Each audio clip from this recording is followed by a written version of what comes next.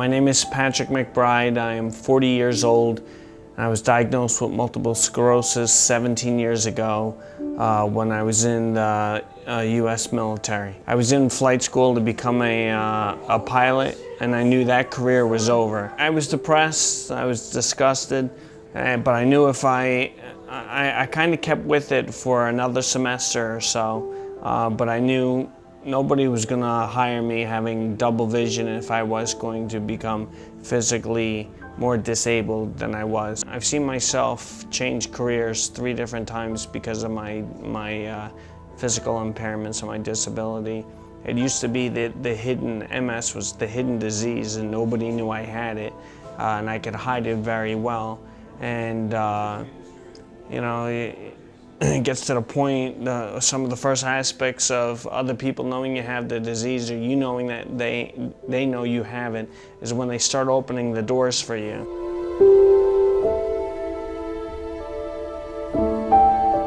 I just went through the liberation procedure last night at about 7 o'clock with Dr. Petro. My zygous vein was 30% constricted.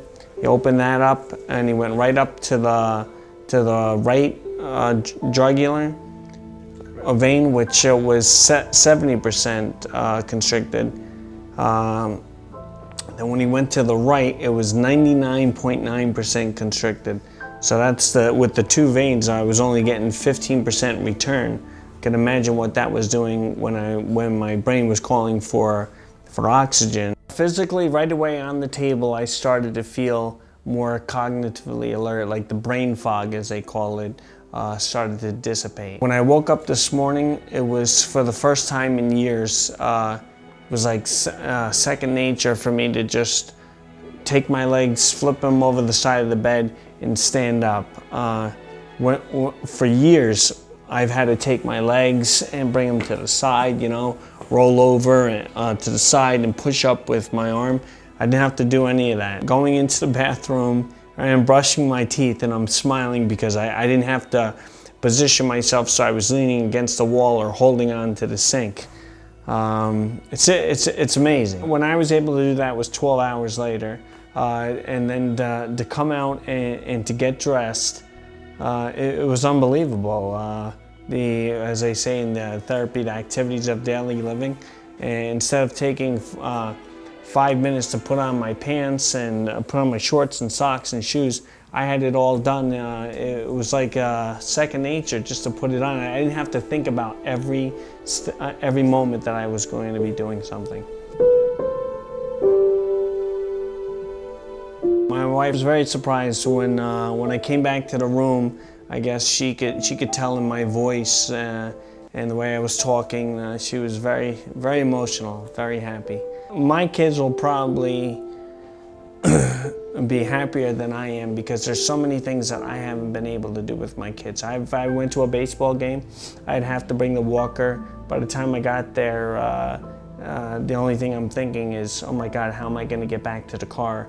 Because it's so hot, or I'm out here. There's so many things that I didn't want that part of my independence taken away. I wouldn't knock the drugs that I took because it was the best thing at the time. But now that doing the research and looking into the liberation procedure and seeing now this is where we believe the problem originates and this is how we can correct it. I'm going to tell you exactly what my theory is. And some of these doctors out there, some of these pharmaceutical companies are not going to want to hear what I say. But this is what I believe and what every other person with MS out there believes that I talk to. Number one, the pharmaceutical companies stand to lose hundreds of millions of dollars a month, not a year, a month. Because every patient that goes in and takes the medications that I have been on, it costs $1,100, $1,200, $1,300, $1,400 a month.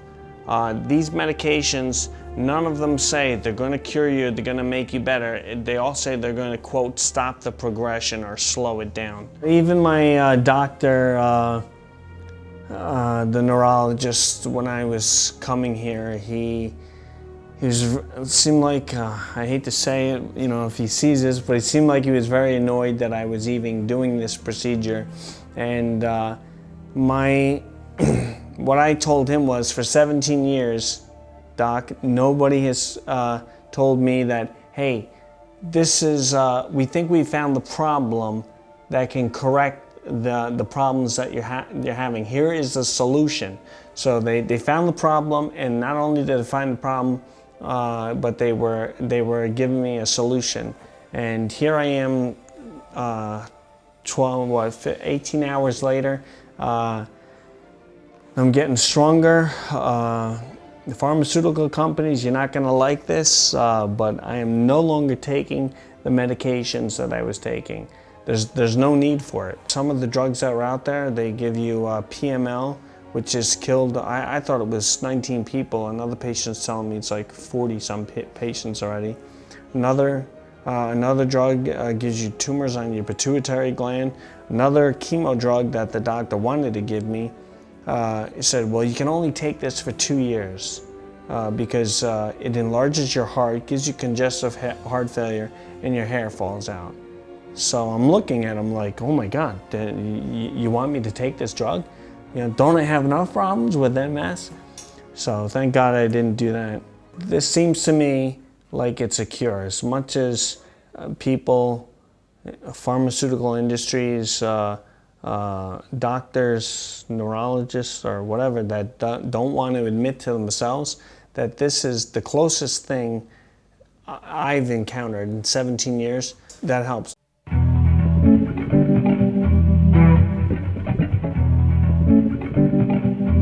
It's been about 14, 15 hours since I've been liberated, and just to show you how much easier it is to put on my shoes and tie them, which it was so hard for me to do before the liberation procedure. I did this before, and you can see I was struggling to tie my shoes, and now I can do it a lot more fine motor coordination, which I didn't think I was actually lacking, but I could see now that I was. Then my ambulation, I'll show you, it's gotten so much better.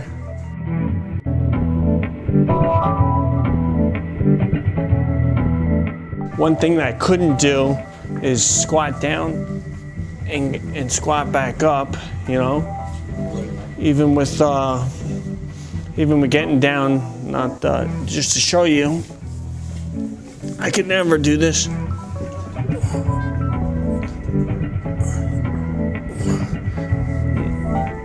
And standing back up, ugh, it's a lot better, thank God. Every young patient that has multiple sclerosis, there's no way that they should be living and becoming more and more debilitated. They're not only affecting themselves, but their families. If their governments and their countries would only understand how much that they're going to be a burden on themselves and society, and how much it's going to cost society when a simple procedure like this can make them independent and then live a normal life. There's a lot of people out there that can be advocates, just as I will myself. And every person that has been here that I have met says the same thing. We're all going to be on the internet, we're all going to be blogging, and it's within 6 months to a year, I believe everybody will be doing it. And the pharmaceutical companies, I'm sorry guys, you're just going to have to look for other diseases to cure.